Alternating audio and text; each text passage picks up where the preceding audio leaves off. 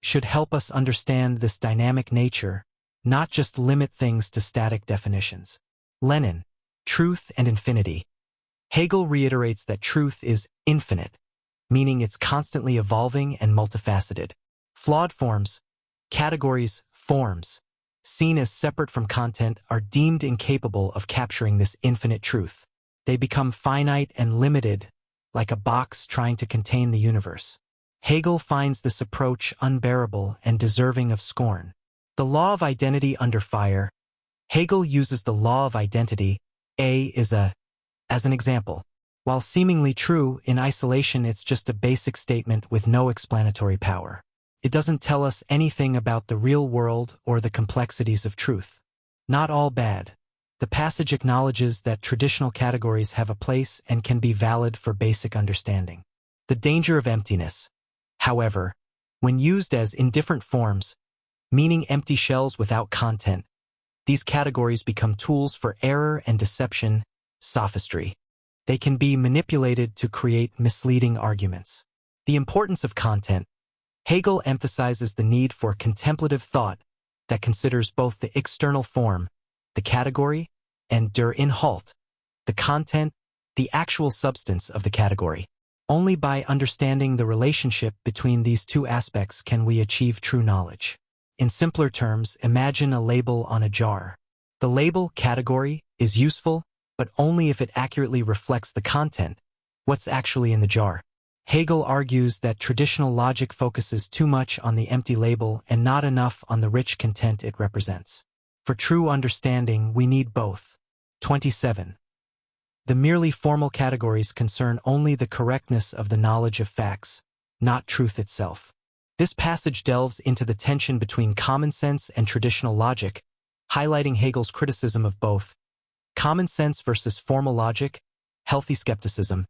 Hegel acknowledges that common sense, healthy common sense, has a valid point in questioning the baldness, emptiness, of purely formal categories. These categories, like seem trivial and irrelevant to everyday life. Abandonment and ignorance. However, common sense goes too far by completely abandoning logic, abandoned acquaintanceship, and remaining ignorant of even a proper awareness of these categories. Unconscious bondage.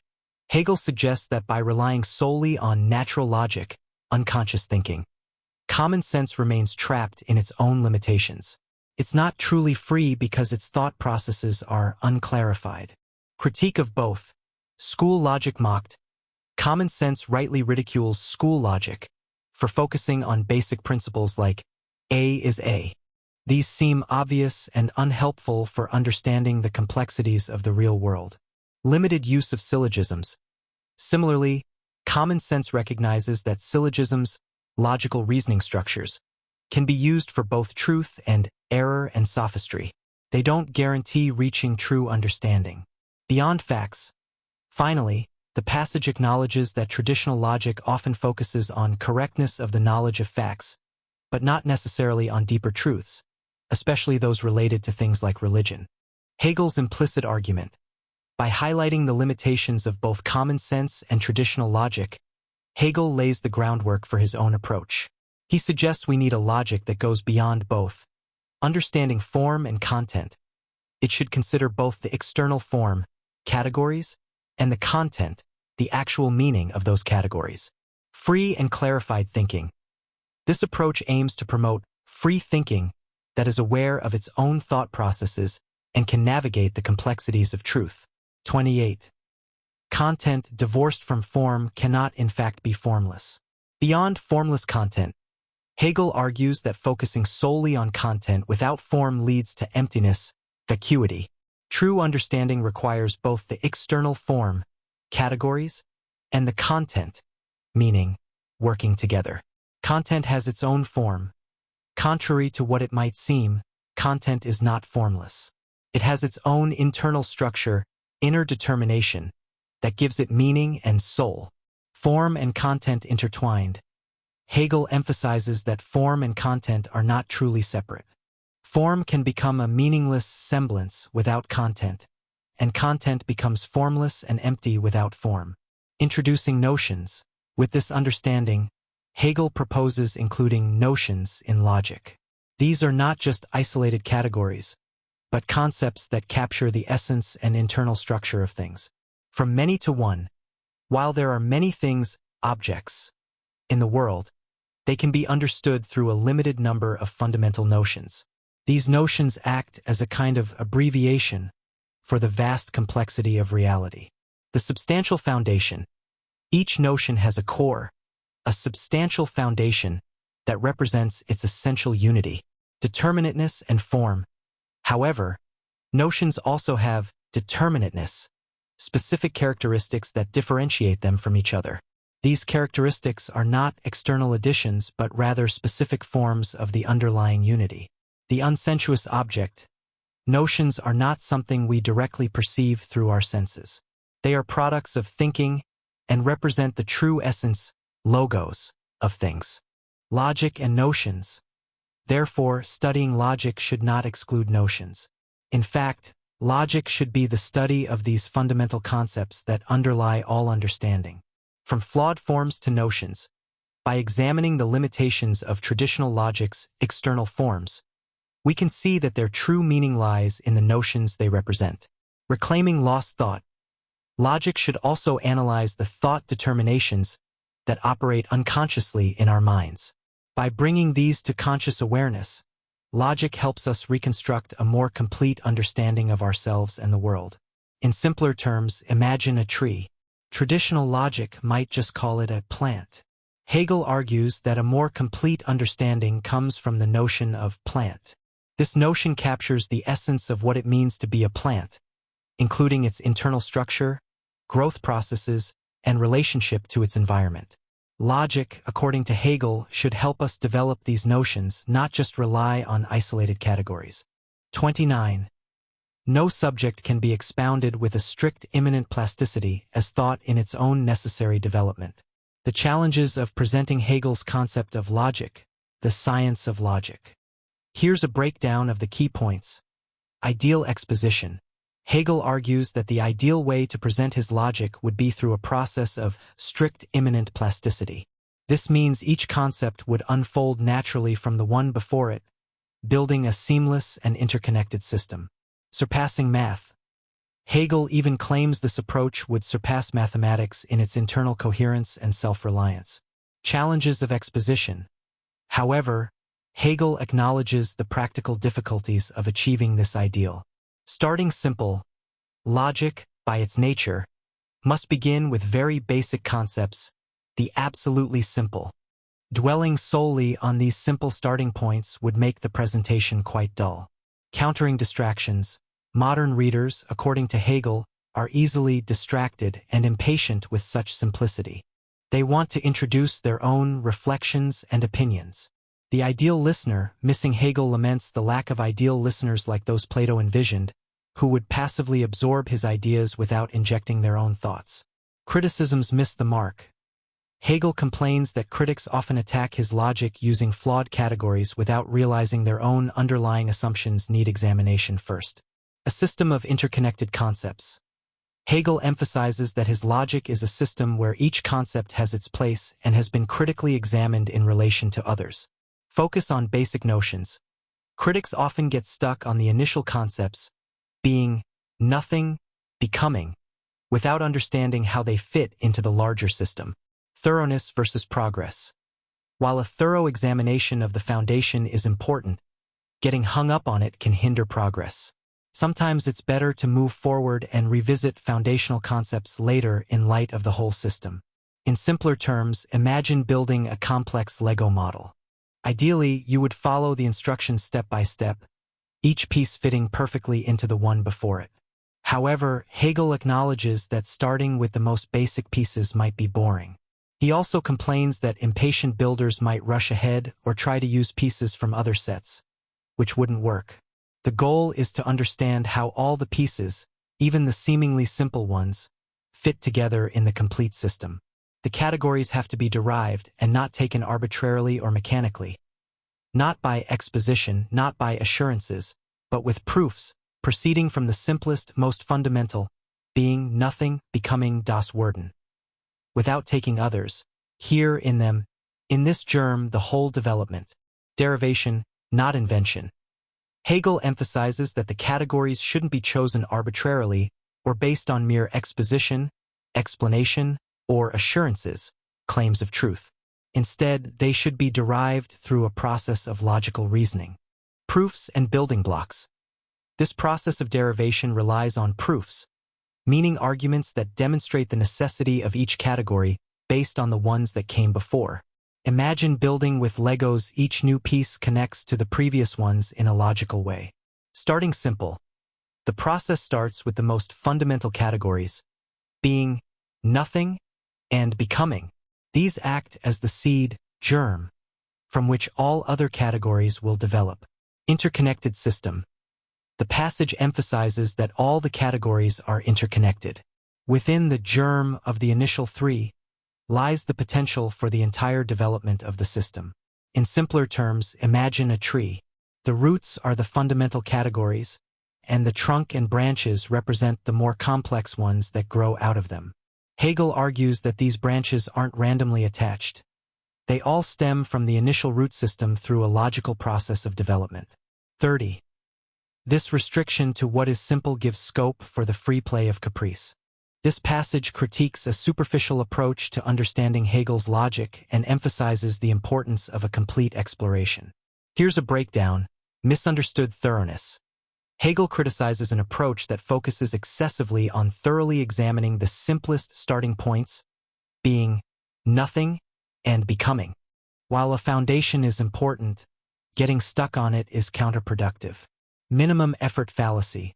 This superficial thoroughness claims to be efficient, arguing that understanding the beginning is enough.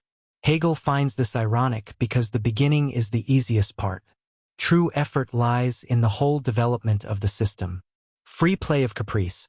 By fixating on the simple starting points, this approach opens the door for people to bring in their own uninformed opinions, reflections on the subject matter, bringing in unproven assumptions. Hegel criticizes the tendency to introduce additional categories, infinite, content, inner, as if they were already understood truths. These, according to Hegel, need to be proven within the system itself.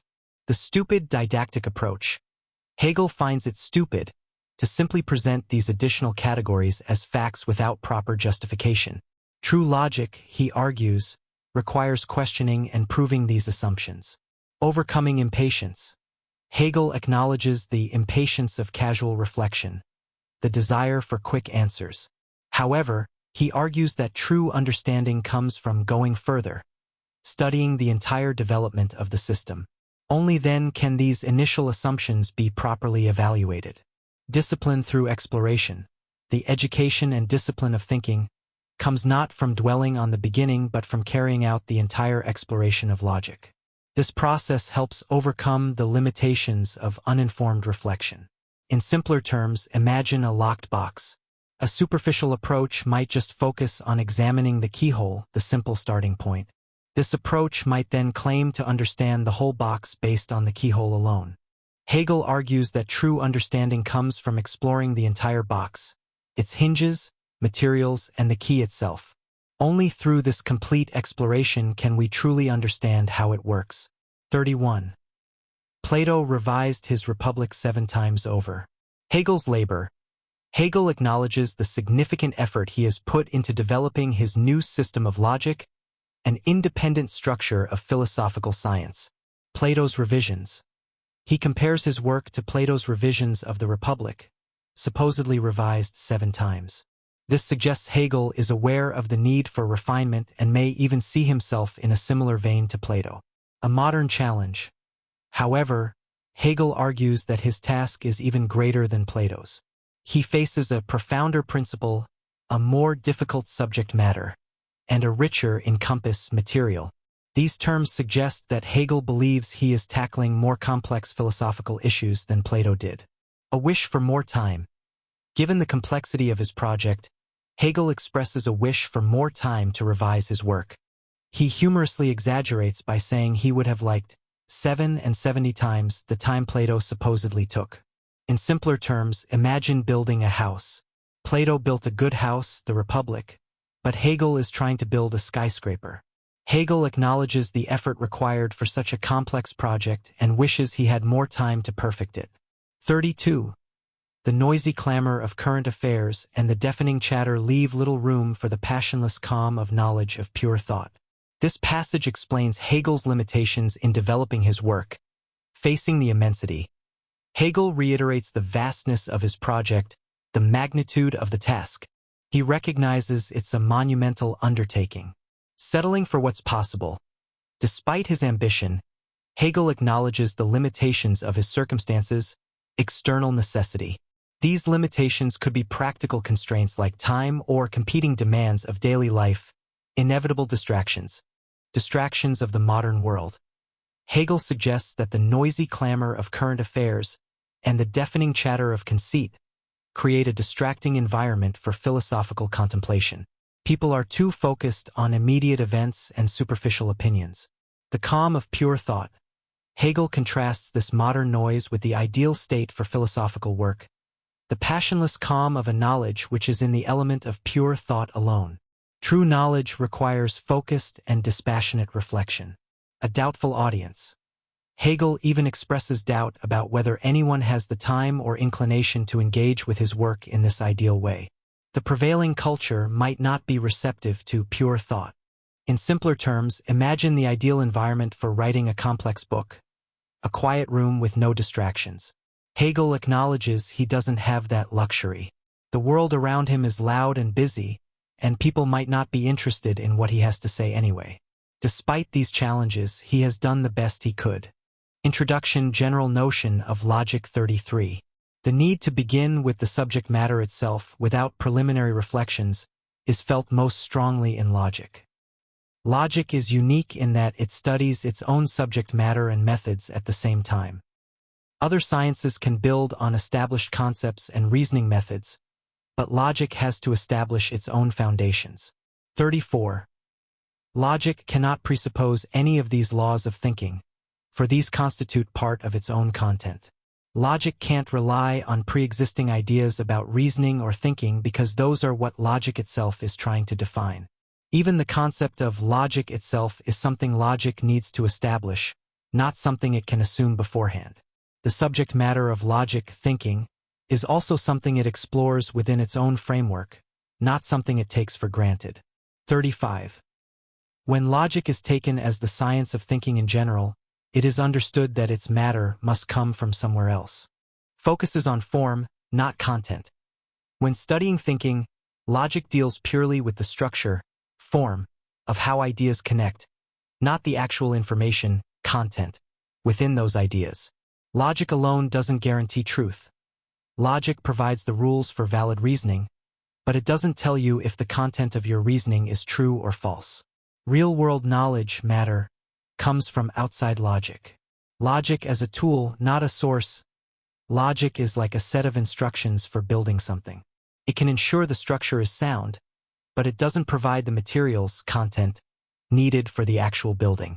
Lenin summarizes traditional view. Lenin starts by presenting the common understanding of logic as the science of thinking that deals only with the bare form of cognition, separate from its content.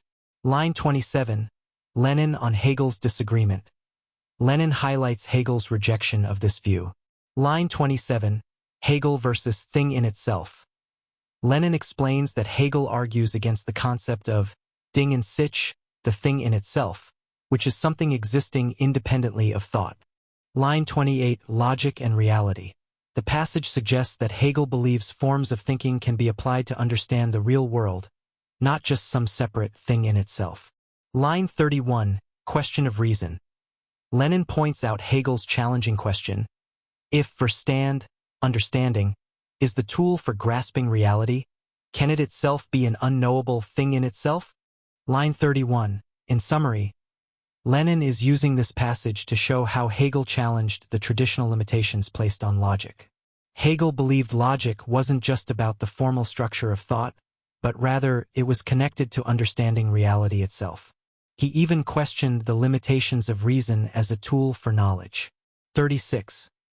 As thinking and the rules of thinking are supposed to be the subject matter of logic, these constitute its content. Logic and its content. The passage criticizes the view that logic ignores all content. It argues that the very act of thinking and its rules are the specific content that logic studies. Logic's second constituent. This section uses the metaphor of logic having two parts: form, rules, and content, the nature of thinking itself. Logic isn't just about empty structures. It's about understanding how thought works. In simpler terms, the passage says logic isn't some empty box of rules. The content of logic is the nature of thinking itself, and the rules of logic help us understand how that thinking works. 37. It is time that logic received a completely changed shape. Critique of past notions. Hegel argues that existing ideas about logic, conceptions, are flawed and need to be discarded. Line 1. Need for a higher standpoint. He proposes a new approach to logic, one that comes from a more comprehensive perspective, higher standpoint. Line 2. Complete reshaping. Hegel suggests a radical transformation, completely changed shape, of how we understand and use logic. Line 2, 38. It is assumed that the material of knowing is present on its own account as a ready-made world apart from thought. Traditional view, it highlights the common assumption that logic deals only with the form, structure, of ideas, separate from their actual content, information. Content as pre-existing. This view sees the material of knowing, content, as existing independently, like a pre-made world, waiting for thought to come along. Thinking as empty. In this view, thinking itself is seen as empty and just a tool that gets filled with the content. 39. Thinking is supposed to adapt and accommodate itself to the object. Objects and thought as independent. It expands on the idea that objects, content, are seen as complete and independent of thought, form. Objects exist on their own and don't need thought. Thought as incomplete. Here, thought is seen as lacking and needing content from objects to be whole. It's like an empty mold needing material to be useful. Truth as passive agreement. According to this view, truth is achieved when thought passively matches the object. Thought bends and adjusts to fit the object. Hegel's objection. Hegel objects to this mechanical picture. He likely argues that thinking and the world shape each other, not that thought is a passive mold. 40. Thinking does not go out of itself to the object. This, as a thing in itself, remains a sheer beyond of thought, beyond nebulous indeterminateness. It acknowledges that some acknowledge the difference between form and content, but they still see them as separate spheres. Thought stays within itself. This view suggests that even when processing content, thought doesn't truly engage with the outside world. It just modifies itself internally, never becoming something fundamentally different. Thought controls everything. In this view, only thought can truly determine things. The object itself, the thing in itself, remains unknowable and completely separate from thought. Hegel's implied argument. Here, Hegel likely argues that thought and reality are not isolated spheres. Thinking shapes our understanding of the world, and the world itself shapes how we think. He might also disagree with the idea that thought is the only source of determination. 41. These views on the relation of subject and object bar the entrance to philosophy and must be discarded at its portals. Ordinary versus reason.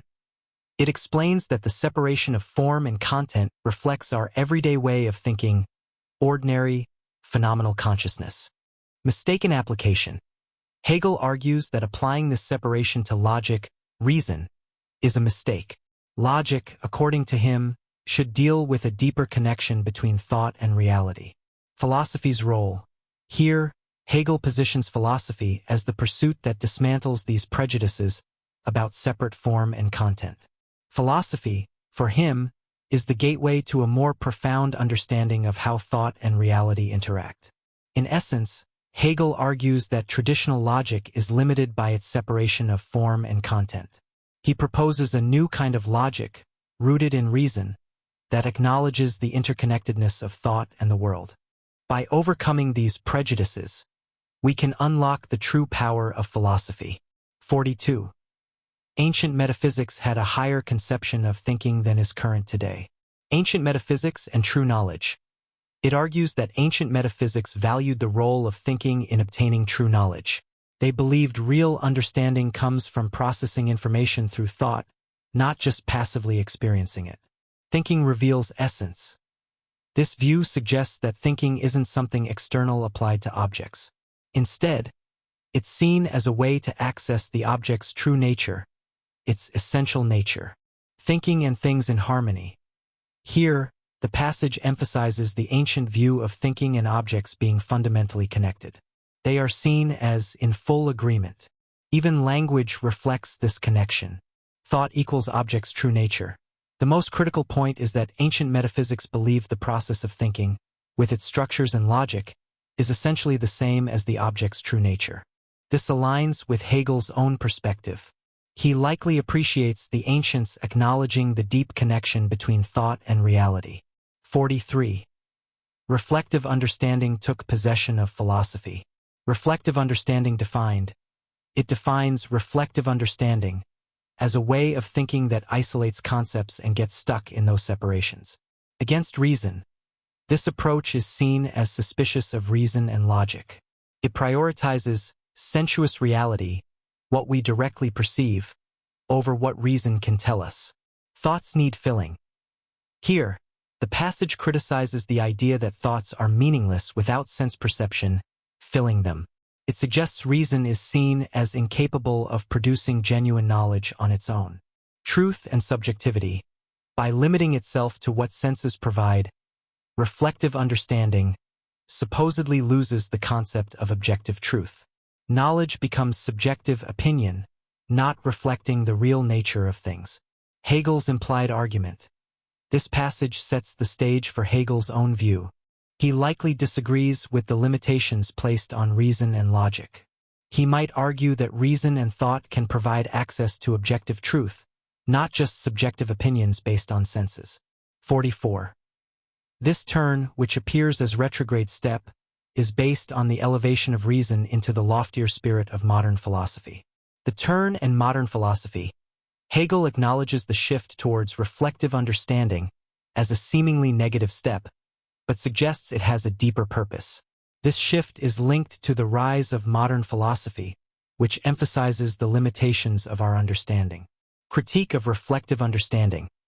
The passage explains reflection as the process of analyzing objects, separating their features, and then trying to connect them back.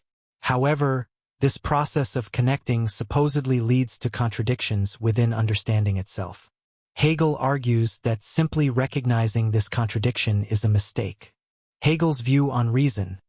Hegel suggests this contradiction is actually a sign of reason emerging. Reason, according to him, can overcome these limitations of understanding. True reason involves going beyond these contradictions, not fleeing them by relying solely on the senses. Against true knowledge of appearances. The passage criticizes the view that we can have true knowledge only of what we perceive directly, appearances. Hegel argues that limiting ourselves to appearances is like saying someone can perceive correctly, but only what's false, not what's true. It's a flawed form of knowledge. True knowledge and the thing in itself. Here, Hegel implies that true knowledge involves understanding things as they truly are, not just how they appear.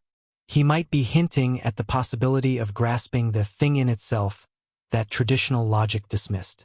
In essence, Hegel acknowledges limitations in our understanding but sees them as stepping stones to a more profound form of reason. He criticizes those who abandon reason altogether and rely solely on senses. True knowledge, for Hegel, involves reason overcoming the limitations of understanding and achieving a deeper grasp of reality, potentially even the thing in itself. 45. If the forms of the understanding cannot be determinations of the thing in itself, still less can they be of the understanding. Forms don't apply to reality. It reiterates the idea that the categories of understanding, forms, can't grasp the true nature of things in themselves. This implies traditional logic is fundamentally flawed.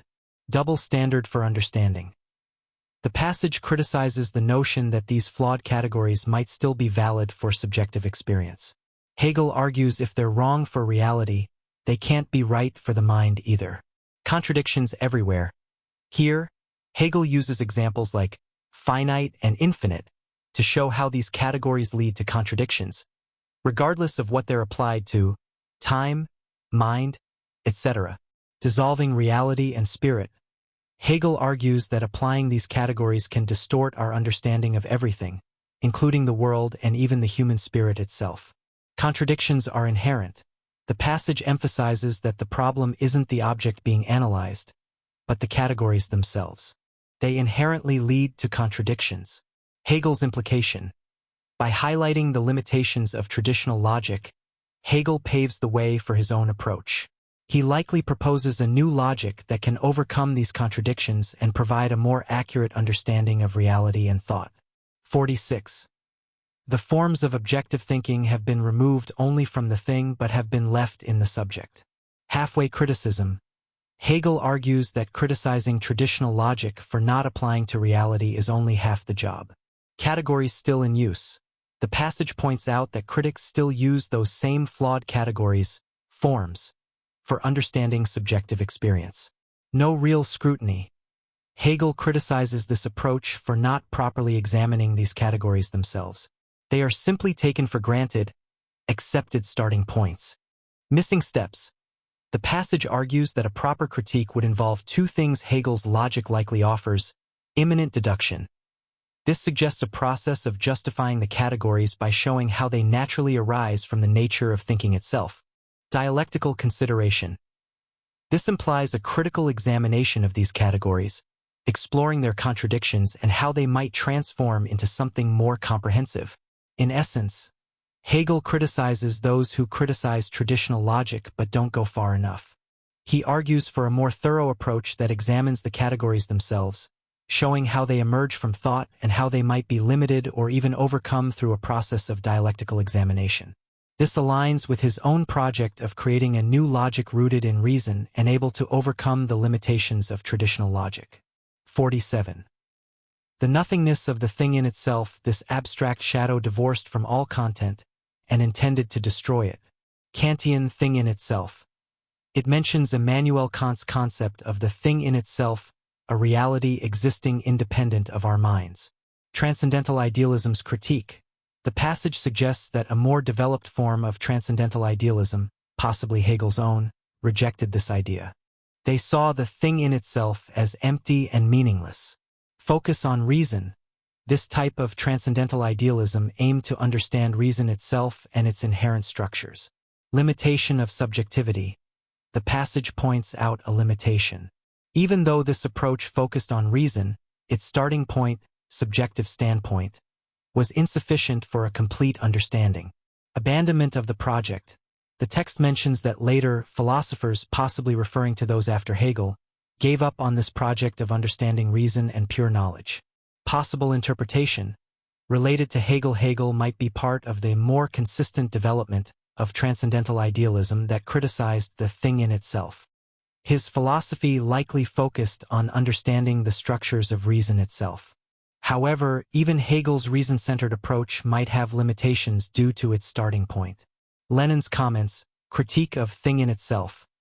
Lenin highlights how this type of idealism recognized the emptiness of the thing in itself concept from Kant's critical philosophy. They saw it as an irrelevant abstraction. Focus on reason. This idealism aimed to understand reason itself and how it determines knowledge, not relying on an external thing in itself. Limitation of subjectivity. Lenin criticizes the approach for being too focused on the subjective attitude. This limitation prevented it from fully achieving its goals. 48. They are dead forms and the spirit which is their living, concrete unity does not dwell in them. Logic's lack of real content. It acknowledges the criticism that logic lacks the kind of content, reality, people usually associate with knowledge. Not because of formality. The passage argues that this doesn't make logic a meaningless, formal science. Truth isn't found in adding more content from outside. The problem is separation. The real issue, according to the text, is how we approach logic. When we treat logical concepts as isolated and fixed, dead forms, they seem empty. Need for organic unity. The passage emphasizes the importance of understanding logical forms as interconnected and unified, organic unity.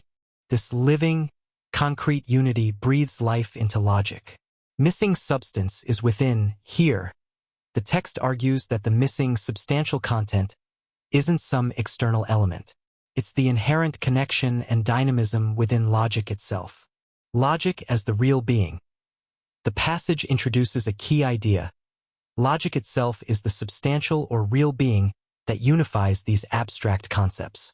It's the foundation and the living connection between them. Lenin's comment, Tod für men. Lenin uses the German phrase Tod für men, which translates to dead forms. This refers to the passage's critique of how logical concepts are often seen as isolated and lifeless. Connection to passage. Lenin highlights the passage's argument that logic is not a collection of dead forms, but rather an organic unity with a living concrete unity. Line numbers 33 refer to the original passage. Lenin's agreement. By using Tod für men, Lenin seems to agree with the passage's criticism of the traditional view of logic. He believes logic shouldn't be seen as rudjemu, mujarrad empty or dead forms, but as something more interconnected and dynamic. 49. The point of view from which logic is to be considered, how it differs from previous modes of treatment. Critique of traditional logic. The passage suggests the previous discussion aimed to critique how logic has been traditionally understood. New standpoint for logic. It highlights the introduction of a new point of view from which logic should be considered. This standpoint likely reflects Hegel's own perspective on logic. Foundation for the future. The text emphasizes that future treatments of logic should be based on this new standpoint. This suggests Hegel believes his view is a significant shift for understanding logic. 50.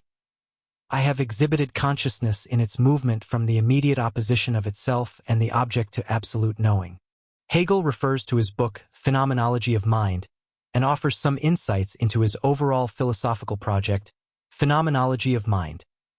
This is a major work by Hegel where he traces the development of human consciousness from its most basic form to its most complete state, absolute knowing.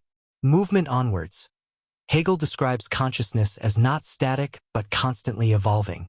It progresses through various stages of understanding the world, the object. Relation of consciousness to the object.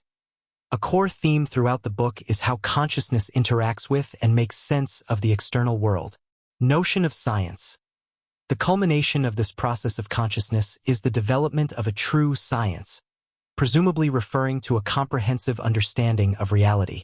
This passage connects to Hegel's ideas about logic discussed earlier in these excerpts. Here's why: logic as part of the journey. The development of consciousness likely involves understanding the structures of thought and reason, which is the domain of logic according to Hegel. Logic beyond dead forms. If logic is part of the path to absolute knowing, it can't be a collection of isolated concepts. It must be a dynamic system reflecting the interconnectedness of thought and reality, as Hegel argued previously. In essence, this passage positions Hegel's new approach to logic as part of a larger philosophical project. Understanding how consciousness interacts with the world, including through logic, is crucial for achieving a complete and true understanding of reality, absolute knowing, according to Hegel. Lenin's comments. Lenin's comment here simply summarizes the passage from Hegel's Phenomenology of Mind. He highlights the following key points. Source. The quote comes from Hegel's book Phenomenology of Mind. Line number 34 refers to the original source. Consciousness and its journey. Hegel examines the development of consciousness, movement of consciousness. Starting point. The journey begins with a fundamental contradiction, first direct contradiction, between consciousness and the object of its awareness. Progression and goal. This consciousness then progresses through various stages, all the forms of the relation of consciousness to the object, ultimately reaching absolute knowledge. Lenin doesn't add any critique or analysis here. He simply extracts the core message about the development of consciousness in Hegel's work. Hegel continues, against defining logic beforehand. Hegel argues that the notion of science, presumably a complete understanding of what science is, doesn't need justification here because it was already established in the Phenomenology of Mind. He criticizes the traditional approach of defining logic up front. He believes such definitions are limited because they rely on preconceived notions. They reflect what people already imagine to be the subject matter of logic. Historical contingency. These imaginations are based on historical context and lack a deeper foundation. Arbitrary decisions. Arguments about what belongs in logic become subjective and lead to no clear answer. Missing necessity. These definitions don't demonstrate why logic is even necessary. Hegel's alternative. Hegel suggests understanding logic through the emergence in consciousness. This likely refers to tracing the development of thought and reason, as described in the phenomenology of mind. By understanding this development, we gain a deeper grasp of the true nature and necessity of logic. Connection to logic as dynamic. This passage aligns with Hegel's view of logic as not a static set of rules, but a reflection of the dynamic process of thought. Defining it upfront ignores this dynamism and reduces logic to pre-existing assumptions. In essence, Hegel argues against predefining logic and instead favors understanding it through the development of human consciousness. This reflects his overall view of logic as a dynamic system that emerges from the movement of thought. 51. The notion of pure science is here presupposed as the phenomenology of spirit is the deduction of it. Phenomenology as deduction. Here, Hegel refers to the phenomenology of mind as a deduction of the notion of pure science, presumably a complete understanding of what true science is. This suggests the book traces a logical progression leading to this understanding. Absolute knowing as truth. Hegel reiterates his concept of absolute knowing as the ultimate goal of consciousness. This state eliminates the separation between the object and our certainty about it. Truth and certainty become one. 52. As science, truth is pure self-consciousness in its self-development. Overcoming duality. Pure science presupposes overcoming the opposition of consciousness, meaning the separation between subject, consciousness, and object. True knowledge transcends this duality. Thought as object. In pure science, thought becomes one with its object. The object being studied is itself pure thought. The object in its own self is just as much thought. Science as self-consciousness. Hegel describes science as pure self-consciousness in its self-development. This suggests that true science involves a dynamic process of thought reflecting on itself and achieving a deeper understanding. Shape of the self. Science, according to Hegel, takes the shape of the self. This means it reflects the internal structure and development of reason itself. Absolute truth. The passage equates the absolute truth of being with the known notion and vice versa. The notion likely refers to a complete and comprehensive understanding. Here, Hegel suggests that true being and true knowledge are ultimately one and can be grasped through reason. 53. This objective thinking, then, is the content of pure science. Objective thinking as content. Hegel defines the content of pure science as this objective thinking discussed throughout the text. This thinking overcomes the separation between subject and object. Logic beyond formality. He reiterates his argument against seeing logic as a mere formal exercise. True logic is not empty. Its content is absolute truth, veritable matter of logic. While some might call it matter, Hegel emphasizes that this content is not something external to logic. It's pure thought itself, which is also the absolute form. Logic and its content are one and the same. Logic as system of pure reason. Here, Hegel defines logic as the system of pure reason and the realm of pure thought.